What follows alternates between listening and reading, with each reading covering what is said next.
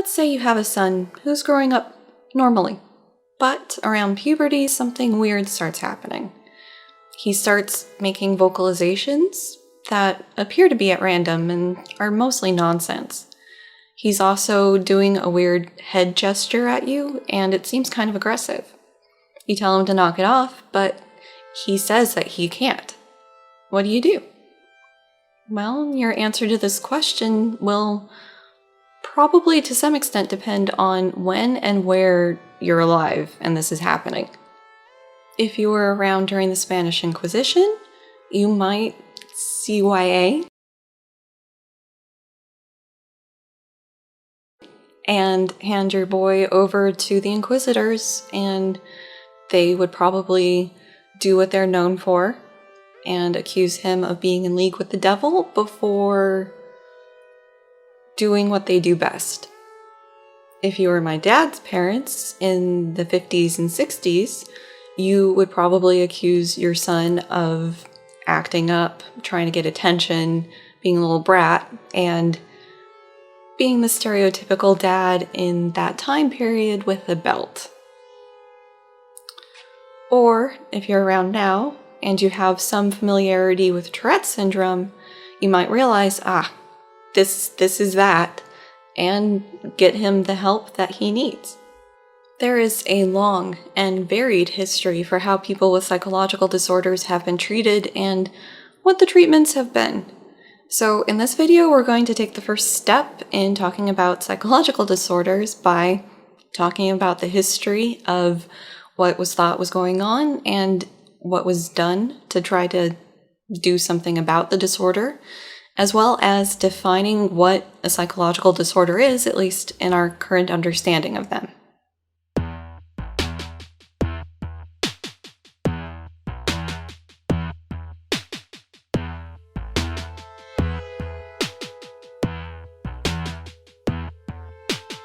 Welcome back. Today we are taking another little vacation from the 12 Rules of Life adventure, and we're going to talk about psychological disorders. Yay! In addition to talking about the history of psychological disorders and the treatment of them, we're going to try to at least touch on a couple issues associated with psychological disorders. First, how are they defined? It's good to know what we're talking about here. Don't be vague. Second, should we consider psychological disorders an illness that needs to be cured, a natural response to the environment, or something else? Third, how should we classify the different disorders? And should we use labels? Is it possible to use labels without stigmatizing the people under those labels? We're laying the groundwork on what a psychological disorder is here so that we can talk about the DSM and psychiatry in the future. So I've mentioned the DSM in passing before in the body dysmorphia video, narcissistic personality disorder, a couple places. But the Diagnostic and Statistical Manual of Mental Disorders is a very important book for the psychological disorders. And so it's really important to understand what psychological disorder is before getting into that handbook. And I'm really excited to talk about the DSM because it's got a history. Ooh, a sordid little history, and it's informative about where the state of the field is today.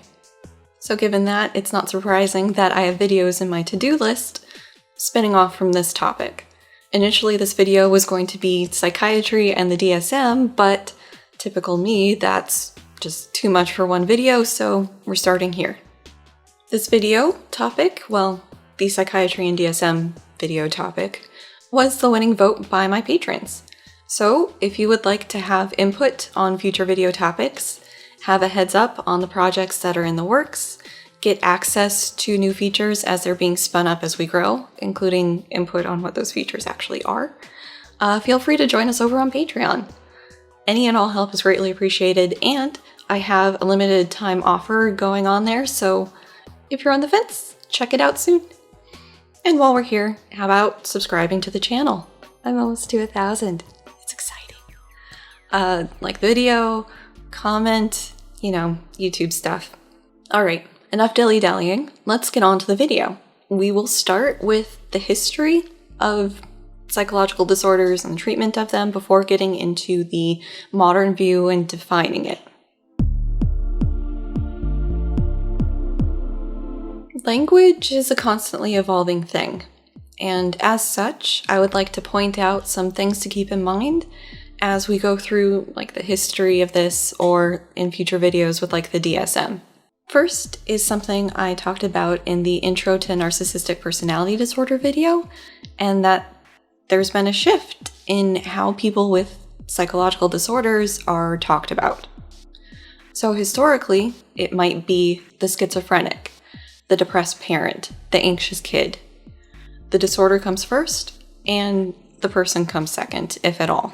The shift has been to use language that doesn't just put people into boxes. Everybody, disordered or not, is more than their health conditions. So parallels to this would be calling somebody the cancer guy or the heart attack woman. Yeah, it's a descriptor that sort of works, and maybe if you're working in a hospital, it kind of works behind the scenes, but if you're talking to people or about people in a not restrictive setting like that, it's best to use language that puts the person first and whatever health condition second. The schizophrenic becomes the person with schizophrenia. The depressed parent is now a parent with depression, and the anxious kid is the kid with, let's say, generalized anxiety disorder. Yeah, it's wordier, but it is incredibly dehumanizing to hear yourself referred to as what's wrong with you and nothing else.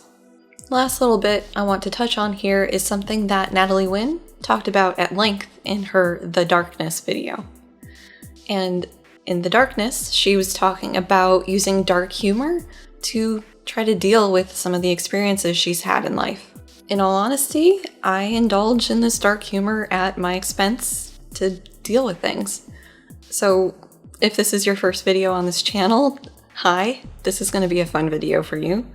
To catch you up, I've got bipolar, generalized anxiety disorder, obsessive compulsive disorder, and some other stuff that is also just as fun. I will joke with my husband or close friends about having the crazies, because I kinda do. And sometimes joking about it makes it a little bit easier to talk about just in passing. So I can send my husband a message when he's at work that I've got the SADS today, and that conveys basically where my mind is at without having to go into detail about me crying for the past hour for some unknown reason and just hating every single cell of my being. Don't have to get into that, just I have the SADS today, kind of helps me compartmentalize it a little bit and put a cute little sad cloud on it instead of how awful it is. Please don't be that person who approaches me or other people with various types of depression oh, have you got the SADS today? Oh, that's not going to end well for anybody.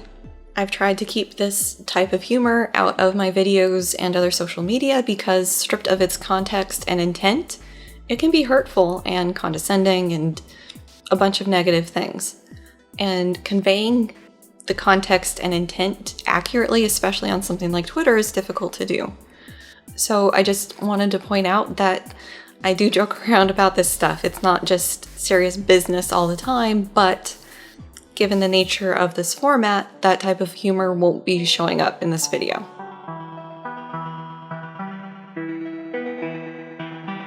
Humans have a long history of trying to explain why things are the way they are in various methods, and some people acting differently from everybody else is no exception to this trying to figure out what's going on and explain it. And the explanations for the psychological disorders vary by culture and time. And so what we're going to do is basically look at the different explanations that people had, and nicely that will bring us from the oldie times up to the modern day, just going through these different sort of types of explanations. A common feature of pre-civilized cultures is a belief in animism. And animism is basically the belief that everything is alive. So plants, animals, people, as well as things like mountains or oceans or other things. And so in addition to everything being alive, everything has a soul or a spirit. So then, if everything has a spirit, maybe it's possible that these little spirits can get loose and end up possessing a person. And this is the cause of the disordered behavior that they were seeing that person doing. And I should point out that this isn't always seen as a negative thing. In some cultures, especially those that have like a shaman tradition, this can be seen as a positive thing. And it's a normal part of different religious experiences for the religious leaders to become possessed by animal spirits, ancestors, gods, forces of nature, whatever, and this was a positive thing. Western civilization, for the most part, possession has been seen as a negative thing, but it's not always the case. One form of this has persisted to this day in various parts of the US, as well as the rest of the world. So this is the idea of demonic possession. So if you have a gambling addiction, you got a demon up in you. Cheating on your partner? Demon. Homosexual desires or urges? Satan put a demon in you while you were watching porn. Given the idea then that some rogue spirit has come in and possessed the person, the obvious solution is to try to get the spirit out. And there's a couple different ways people have tried doing this. So one is through trepanation, basically drilling a hole in the skull. And there have been caves found Paleolithic era with skulls in them, human skulls, where holes have been drilled into the skull, and this was done when the person was alive. We know because it looks like the bone has healed, so they lived through the procedure. And it's thought that maybe they were doing this to try to deal with headaches or migraines or even disordered behavior, but you drill a little hole and maybe the spirit has an easier way to get out. The one that's more familiar to most Western audiences is the idea of exorcism. In exorcism, you try to make the host body as intolerable and uncomfortable as possible so the demon or the spirit is like, peace, I'm out, and leaves. Moving forward in time some, we start to have a better understanding of sort of the physical causes of behavior. And so people started looking to physical causes for the psychological disorders. Said another way, instead of blaming rogue spirits or possession for the disordered behavior, people started looking to physical, like body causes for those disordered behaviors. An example of this would be hysteria. So the ancient Greeks and Egyptians tried to explain the root cause of general pain, loss of the ability to speak, dizziness, headaches, blindness, melancholia, and more. Since this was common among virgin and widowed women, for some reason it made sense that it had something to do with their uterus, which was called hysteria in Greek. Somehow this explanation involved the uterus detaching from where it is in the body and wandering around looking for whatever it's in need of. So maybe it'll come up and it's thirsty, or it wants to see, or it's hungry for the D, like it'll just wander around the body causing problems. In case your sex ed was lacking, no, the uterus can't just detach itself. I mean, yes, it can get detached, but it doesn't do it because it's lonely or thirsty. It does it because there's some physical trauma and it's not going to go on walkabout, let's say. A downside of this view was the idea that people with psychological disorders were basically on the same mental level as animals and then could be treated as such. As a consequence, we get some of the more infamous mental asylums, which were more like zoos. People could pay for admission and look at the exhibits. Yay!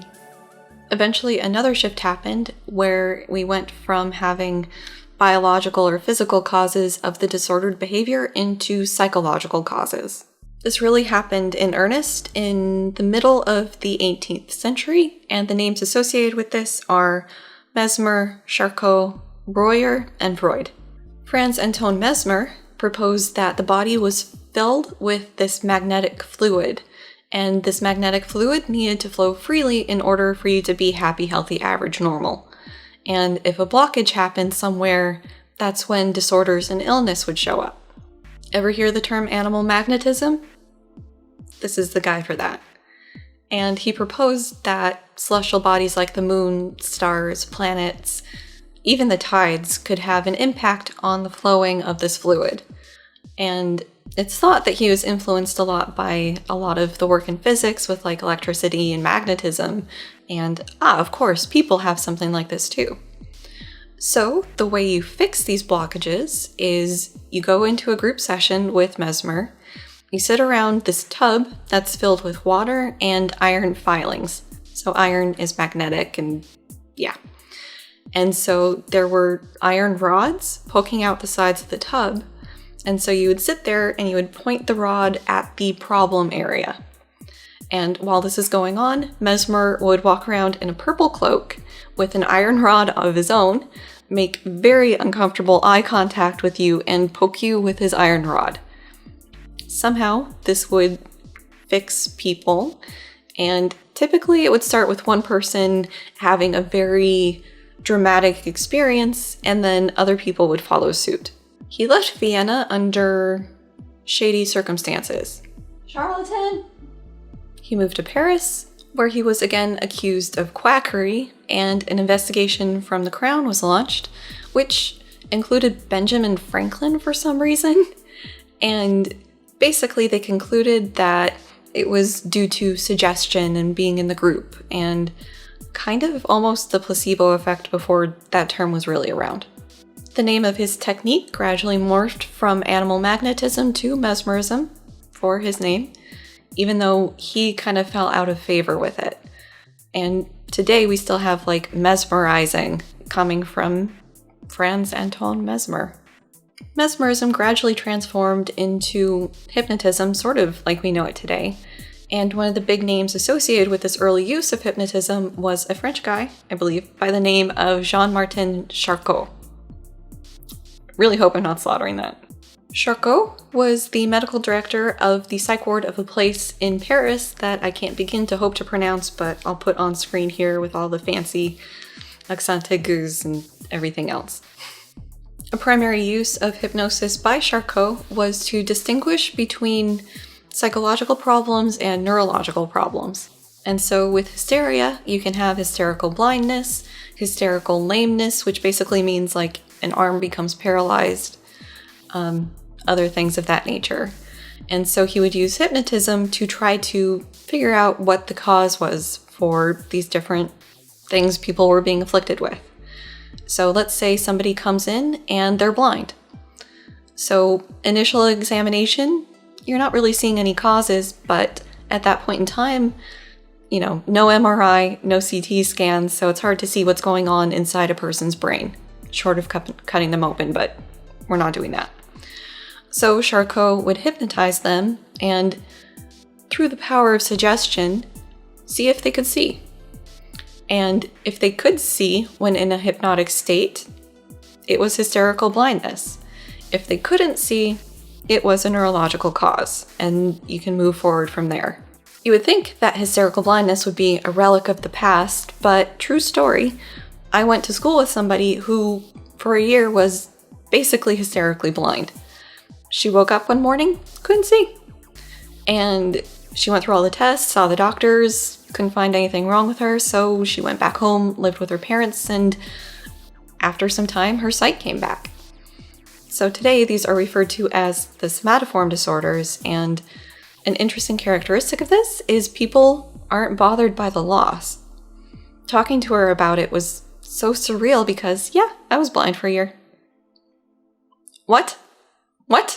Yeah, they couldn't find anything wrong, and eventually it came back. What? Anyways, so, yes. Still around, kind of. Seems to be stress-related. It's sort of an anxiety disorder, but let's move on. Prior to Charcot's work, it was thought that hysteria was purely physical in origin, but he demonstrated that it actually has psychogenic roots. And as time went on, hypnotism spread across Europe and the US. A Viennese internal medicine doctor by the name of Josef Breuer, hopefully I'm saying that right, expanded the use of hypnotism. So he would hypnotize people and have them talk about their fantasies, their fears, their traumatic experiences, whatever was on their mind. And in this process, he would work them up into a very heightened emotional state. And he would work them and work them and work them and work them. And eventually they would reach a point where they would sort of have this climax almost of emotions. And this was called catharsis, or a cathartic moment. And, after that, they would feel much more at calm, much more at peace, maybe a little euphoric. I mean, if you've ever had a really hard, good cry, and then that feeling at the end of it of just sort of drained, but also just release, people would come out of the hypnotic state in that sensation and feel like they were fixed and cured. Sigmund Freud, a student alongside Breuer, thought some parts of his technique were interesting, especially the getting them to completely talk about their traumas and their feelings and their drives, but felt that the hypnotism part was unnecessary. He thought that if you could get people to just openly and honestly dump the contents of their mind to the practitioner, they could have that same cathartic experience. Bada bing, bada boom, you eventually end up with Freud's psychoanalytic theory of practice, and if you haven't seen it already, feel free to check out my video on that. The bottom line here really being that the work of these men and others like them helped reinforce the idea that psychological disorders didn't necessarily just have to have biological origins, they could also have psychological origins. Around the same time period, with medicine becoming more fleshed out as a practice, a guy by the name of Philippe Pinel tried to apply the medical approach to psychological disorders. The medical model approach to psychological disorders tries to find the biological causes of a disorder and then find the appropriate treatments for that disorder based on those biological causes in order to treat and hopefully cure the person. And so this is where mental illness really comes into play. So a person coming in would be diagnosed based on their symptoms, and doctors would try to find the appropriate treatments, be it like drugs or therapy or whatever, to cure that person. So an upside of this approach is that people got to be treated like people again. And so those zoos of mental asylums were a thing of the past, but conditions in the psych wards didn't necessarily improve all that much. When we get to the DSM video, I will talk much more in length about the deinstitutionalization process that happened and consequences of it, but for now, just know it's a thing. The medical model is still very much in effect, although the biopsychosocial approach is also very popular. The biopsychosocial approach basically argues that any behavior, disordered or not, can be thought of coming from an interaction between a person's biological factors, psychological factors, and social or cultural factors. Biological includes the genes as well as brain structures and chemistry. The sociocultural influences are things like the roles someone has, expectations of them, and cultural definitions of what normal or not normal are.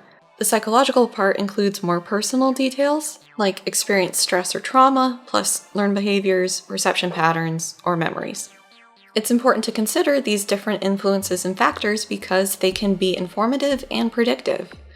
We know that some disorders have a heritable component, so something like depression. It does seem that it can be passed along the family. And so if both your parents have depression, you have a higher genetic predisposition for developing depression yourself. What we mean by genetic predisposition is that you may have the genes to kick off like depression, but if the right environmental factors, wrong environmental factors don't come into play, you might not ever kick off depression.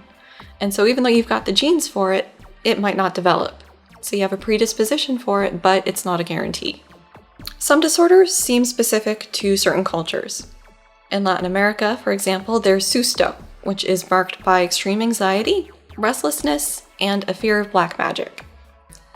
In the West, in general, we've got anorexia and bulimia, which are eating disorders, and you don't necessarily see those in other parts of the world where food is more of an issue. That being said, some disorders are universal, although the exact expression of them may vary. So things of this nature, like depression or schizophrenia, the symptoms are roughly the same, although the exact nature of the symptoms may differ between cultures. So in the West, with schizophrenia, the voices tend to be negative, but in other more collectivist cultures, like in Japan or China, the voices aren't necessarily as negative. Alright, so that's a history and how we got to today. Let's actually define what these are. So a very broad definition of a psychological disorder is that it's characterized by deviant, distressful, and dysfunctional behavior patterns. Deviant, meaning behavior that breaks from social norms. As such, it's really dependent on what the norms are for a culture, and what's normal in one culture isn't in another. So a person who's like a shaman or some other religious figure for a group, they may commune with the animals as part of the normal religious tradition. And it's normal and it's expected and it's not deviant. But somebody debating pigeons in Times Square, that's deviant. That's not normal. The distressful component means that the person with the disordered behavior or other people around them are distressed by the disordered behavior. So a person with bipolar disorder in their manic phase, so there's the up phase and the down phase. Bipolar, with the up, it's called manic or mania. The person in a manic phase probably isn't bothered by it. They feel on top of the world. They may be driving recklessly, they may be spending lots of money, engaging in risky sexual behaviors, but they're fine. However, their loved ones might be less fine with the situation and are distressed by their behaviors. Likewise, a person with bipolar in the depressed phase may be very distressed at how low and unworthy and everything else they feel in the world, and that's very distressing for them and also for their family. Going back to the shaman example, it's probably not distressing for them to go out and commune with the spirits or whatever. It's par for the course, so it's not distressful. Finally, dysfunctional means that these disordered behaviors are getting in the way of the person leading the normal life that they could live otherwise. A person with social anxiety disorder may have trouble getting to work or to school or to social engagements, and unless accommodations can be made for them while they're trying to work on this problem, they can suffer some pretty severe consequences like flunking out of school or losing their job. Fortunately, for some of the disorders, they can be resolved and the person moves on without the disorder. Some. Not all, but some. So sometimes it's hormonal. Postpartum depression or postpartum psychosis are good examples of this. A lot of hormonal stuff happens when you're making a baby, and after the birth, sometimes weird things happen in the brain and the mother ends up in a very depressed or psychotic state. And these can resolve on their own naturally, but it's best practice to try to get that under control with medications so you can have a normal bonding experience with your child without all the grief and angst or possibly dangerous behaviors. Another example of sort of a hormonal one is seasonal affective disorder, a type of depression which tends to manifest more in the winter months. So you get enough light and you're able to basically not have the seasonal affective depression.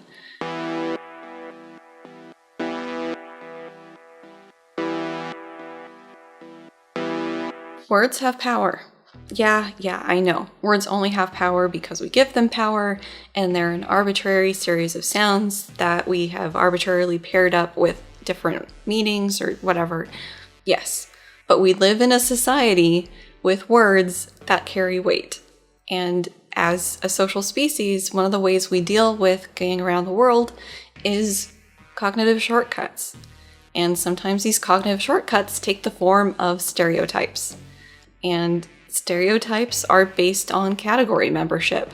It can be race, it can be religious orientation, it can be mental health status. Once a person has been labeled as something, the cognitive shortcut then is to view that person based on that label. And that label can then color other people's perceptions of that person or even interpretations of that person's actions. I will have a brilliant, super fun example of this when we get into psychiatry. Ugh. Science experiment time! Yay! It's not just for Peterson videos anymore. In the early 1970s, a researcher by the name of David Rosenhan developed an experiment to see if sane people could be distinguished from insane people by psychiatric professionals. He had 7 participants, plus himself, try to get admittance into these different psych wards across the US, and some were very prestigious institutions, and others were more strapped for resources and lower income situations, and all kinds of different regions across the country. And the way that they were trying to gain entry or admittance as a patient was to say that they were hearing a voice in their head that was not their own, that was saying hollow, empty, and thud. And that's all it was saying. And if they gained admittance into the hospital, they were to stop having that symptom and just act normally. Be compliant, be agreeable, and try to get out. And they gained access to 12 different hospitals. Part of this experiment was to test the reliability in diagnosis by the psychiatric professionals. So in psychology, psychometry if we're being pedantic, which we are, reliability means that you will get the same outcome with repeated measurements. So let's say you have a thing that you're measuring, like this pencil, and you measure it with a ruler, you get the length. You measure it with a different ruler, hopefully you get the same length. And you do it over and over again. And if you have a reliable measure, you're going to get the same length each time. And so in this case, he was interested if they would get the same diagnosis at these different hospitals. So for the most part, they did. One hospital, the person was admitted with a diagnosis of manic depression, what we call bipolar now. But for the other 11 cases, the diagnosis upon entry was schizophrenia. So some reliability there at least. Upon release, those who had been diagnosed with schizophrenia were labeled as schizophrenia in remission. And so to Rosenhan, that means that they weren't found out. The psychiatric professionals who diagnosed them and took care of them in these psych wards didn't realize that they didn't actually have schizophrenia. As far as they were concerned, these people showed up with the symptoms of schizophrenia, or at least a symptom, and by the time they were released, it was in remission. It wasn't, they were faking it. It was, yeah, they were legitimately schizophrenic, and now it's in remission and they can be released back out into the big world. To head off the comments a little bit, a completely and totally fair critique of this experiment is that people don't tend to show up to psych wards trying to get into them saying that they're hearing voices if they aren't actually hearing voices. So it's not exactly the fault of the professionals for admitting people who said they were having symptoms of basically schizophrenia. They were doing their job. The interesting part is basically what happened when the people were on the inside. The average stay for the participants was just over 2 weeks, with the range of stays going from 7 days all the way up to 52 days. So I believe that was Rosenhan who had the long one, was stuck in a psych ward trying to get out for almost 2 months. The staff records indicate that the participants were all friendly and cooperative, but the records also indicate that basically any behavior the participants were doing while in the psych ward were viewed through the lens of the label of schizophrenia or bipolar. So these participants in the psych ward first were taking notes kind of secretly about like different things that they were interested in, but then they realized that none of the staff cared or took any interest in them taking notes really. So they could just spend all day in the general day room taking notes on the goings-on in the hospital. And in the records, it was indicated for a lot of these participants that this continual writing was a demonstration of the anxious or paranoid behavior that these people had. Furthermore, in the counseling sessions with the psychiatrist or psychologist, people were instructed to basically tell their life as it was, other than previously hearing those 3 words. If they were married, they were married, however happily. If they had kids, the kid situation as it was, you know, they're a grad student, whatever. Normal, their life. But going through the records, it was picked apart, and in some cases, a normal, happy childhood was picked apart as like, ah, yes, refrigerator mother, that's the cause of this person's schizophrenia, and we'll talk about that in a separate video. But there was disordered behavior being found in average, normal, happy, healthy behavior. A particular story that Rosenhan included in the write-up is of patients waiting outside the cafeteria for like an hour before lunch. There wasn't much to do in the psych wards and it was kind of boring, but Rosenhan heard the attending psychiatrist walking by with his students tell the students that, ah yes, you can see here the patients waiting, and they wait because it's part of the oral fixation that's at the heart of their disorder. Never once thinking to ask them, like, hey, why do you guys wait outside the cafeteria for so long? And to find out that it's because there's nothing to do and we're bored and lunch is the only thing to look forward to. No, it's an oral fixation that's causing their psychosis. Worryingly, a lot of staff members were reported to not have treated the patients as people. So interactions would be very disconnected, like when it was time to get medicines from them, like the people would walk up in a line and it would just like, okay, Anderson, here you go, Peter, there you go, and it just like not even making eye contact or acknowledging them as another human being. Patients would be talked about as if they weren't there, even though they were a couple feet away. And in one particular instance that is just, what was she thinking? A nurse went out into the day room, which is basically where everybody hangs out during the day, full of guys, undid her uniform, adjusted herself in her bra, redid her uniform, and then walked back to where the staff could see her. It's like she was changing in front of the dog. The longest stay was basically Rosenhan, who was the unlucky guy for this, butting heads with the psychiatrist. The psychiatrist demanded that he come to terms with his insanity before he'd be let loose. And so Rosenhan, looking at 50 days in there plus, finally caved and said, okay, I am insane, but I'm getting better.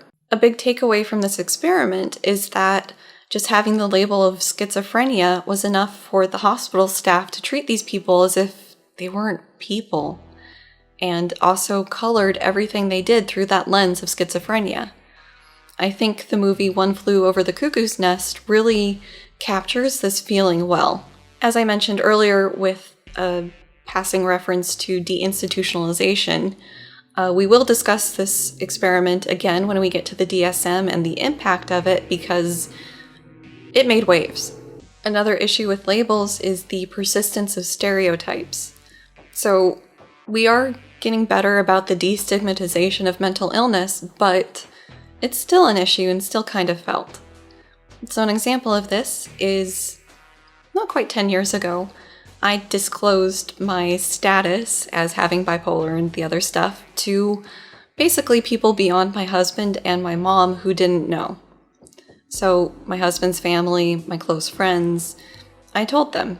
And for the most part, the response was very warm and supportive. Like, I almost cried when I read the response from my father-in-law because it was very sweet. But I did lose a couple friends in that process. I suddenly started getting ghosted from people who previously had been talking to me on a pretty regular basis. So I don't know if it was necessarily that I sort of came out as having a psychological disorder, but I don't know. Out of the realm of personal experience, we have the media and pop culture's portrayal of people with psychological disorders. And this is something that is improving, so good us, them, whatever. But it's still an issue. So people with psychological disorders can be portrayed as worthy of derision or scorn, like in As Good as It Gets, for pity or for laughs with Monk, as dangerous. So pretty much Psycho, Hannibal Lecter, any of those crime sort of novel movie things, or just as freaks, Red Dragon. As far as the dangerous angle goes, I'll just throw this statistic in here that people who have psychological disorders are more likely to be the victims of crime than perpetrators, and references I'll have on screen.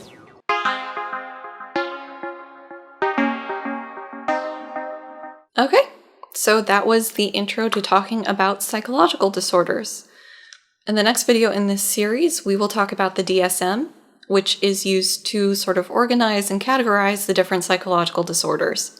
We'll talk about its history, and as I think I mentioned, there is some interesting history there, and it's not the cleanest track record. But it's one of the best tools we've got, although we'll also talk about some other contenders that are trying to come up and usurp the throne. Okie doke, that's the video. Like if you enjoyed it, subscribe if you haven't already. It would be great to reach 1,000. You can comment any questions or thoughts you have about this video. You can find links to the music, my Twitter, Instagram, Discord, Patreon, all of that in the description box below. And see you guys in the next video. Bye!